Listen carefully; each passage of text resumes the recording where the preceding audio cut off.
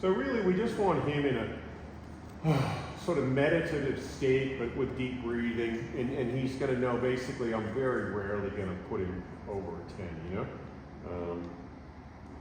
While there is a bit of toing and froing, sometimes I put him over a 10 because I'm testing to see how much he can handle, and then I'll bring that back down a little bit.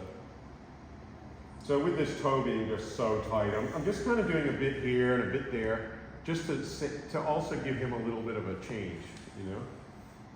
So sometimes with a tool, sometimes, because I'm constantly hitting his 10s, right? And you could see he had a lot of comments, what I call comments, about this spot previously. Here he's sort of doing it, but he's handling it a bit better. So I'm bending the toe and just gently applying that pressure to try and keep the comments civilized. You know? In case we have delicate ears, you know? Don't want to hurt anybody's ears. Plus finger and thumb pressure there, right? Yeah. And he's just so tight in there because that bending forward is just so tight. Ah, nice. And he's doing the best he can. So we're not going to go, oh, breathe more, Dave, or doing it. He's breathing. It's just, he's very tight. So, you know, we just work at his pace. Oh, and there's some crunching and some letting go going on that big toe. And, you know, it's all going. It's working.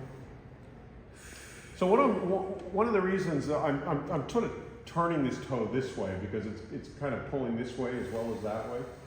So I'm turning it, and that's why he's so tight in the bottom here, you know. So I'm going to go in there, but I'm aware that I'm going to hit his 10 very easily. So I don't want to do that. I want to hit about a 9.5. About a 9.5 there?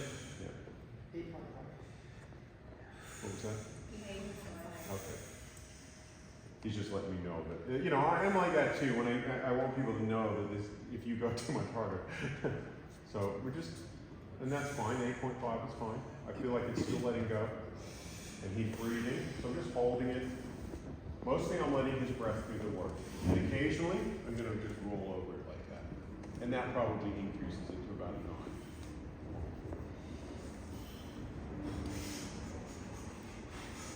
Slowing down my pressure, because you can see, I don't really want it hyperventilating, you know, too much. So I'm just want the regulated release, slowing it down, letting him breathe, and more of getting that deeper breath. And there can be a lot of energy trapped in here. So, you know, what we were talking about, the weird and the wonderful, you know, that can come out at any time. It's not like I don't say, you know, we're not chasing emotional releases. Because it may or may not occur. We're finding you getting rid of tension. Okay? The emotions may come, but they may not. And it doesn't mean it's unsuccessful, you know? Or they might come later. Or they might come later in their own space, yeah. The success of a treatment is if you got rid of tension.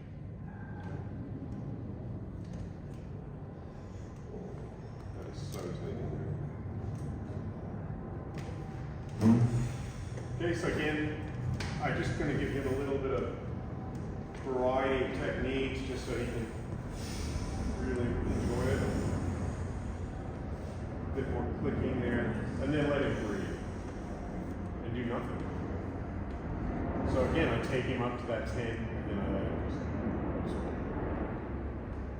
Again, if I feel like he's not breathing, I come in and can do assisted belly.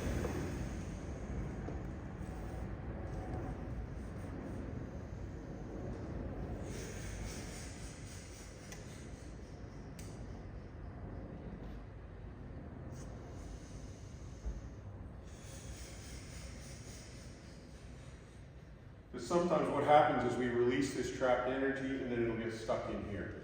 And then if you keep working it, it'll just build up. So we then need to make sure it comes out of the mouth. And that's why also having that more relaxed jaw is so important, because with a tight jaw,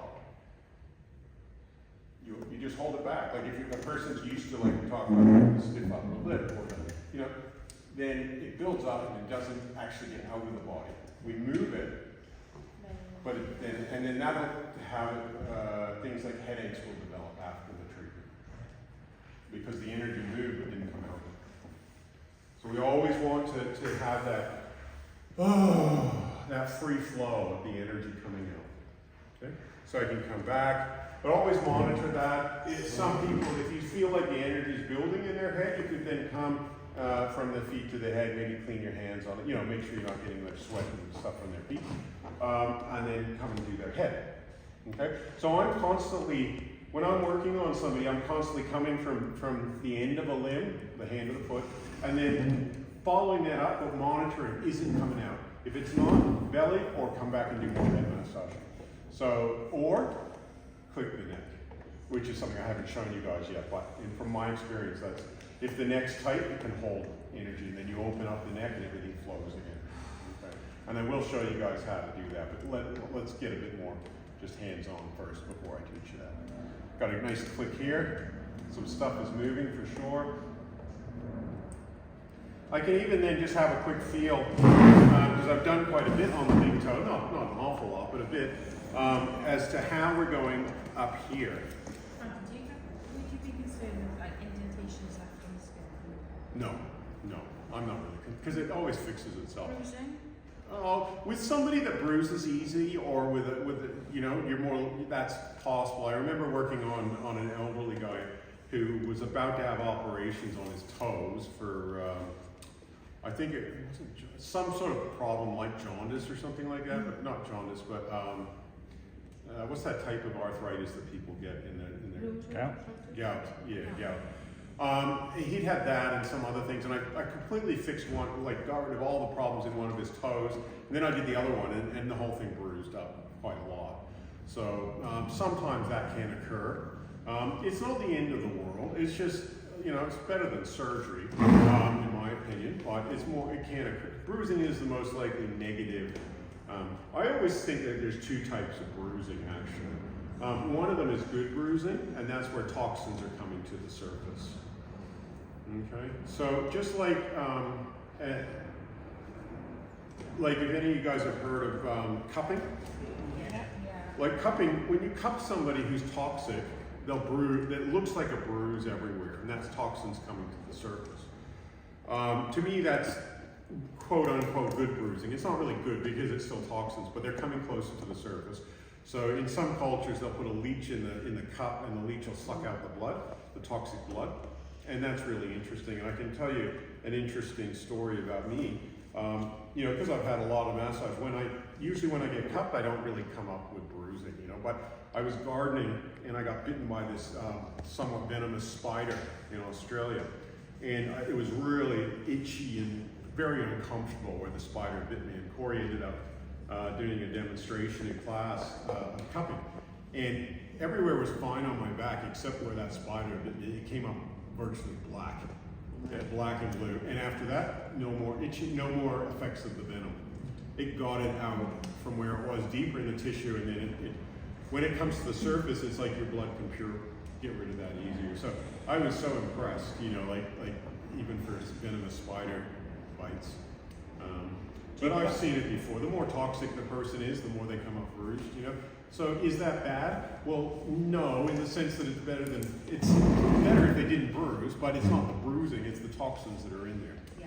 Right? So bad bruising to me is more common when you work on, like say for example, the inner leg will bruise very easily on a lot of people, the outer leg, the inner arm. And a lot of people say he's tight here, which he is, but if it's held here, and then you try and loosen it up here, and then you could bruise the person all through there. And to me, that's what I call bad bruising, because it's overworking a spot on a band and you haven't released the anchor points. The first anchor point is going to be here, the second one is, there's like 5 or 6 anchor points between here and here. And then, then here and then here. And you need to do them in order. And you need to make sure each is released one after the other in a systematic way. Otherwise, you try and do it higher up, and especially in the inner leg, the inner arm, and as I say, even the outer leg, then you bruise people. And I've seen that a lot.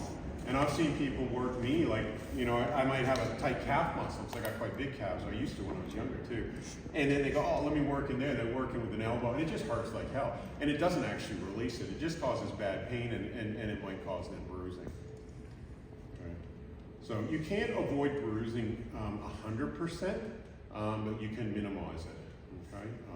Just like a surgeon, if you're doing surgery, you're not going to avoid any side effects of surgery, you know? Oh, that was a good click. That was a deep one. And in some ways, this is more akin to surgery, but we're not cutting the skin, you know? But it's very deep. Yeah. And toxins that are stored deep in the body will be released. Another instance I can talk about bruising, well, one of my teachers that Dave knows more, and when she first came, I still remember when she came, and she was, you know, people, let me tell you that women bruise easier than men on average, and a bigger woman with pale skin bruises the easiest, okay? So in Chinese medicine, the bruising is going to relate to the spleen and the blood, and the stronger the spleen, if somebody has a lot of, you know, more red, they're less likely to bruise. Anyway, Maureen bruised a lot, but the more massage she got, it stopped bruising. She stopped bruising, but before you touch her and she would bruise.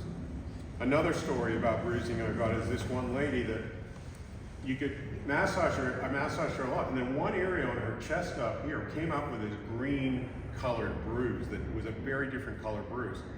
And she said that previously is where she injected medication into.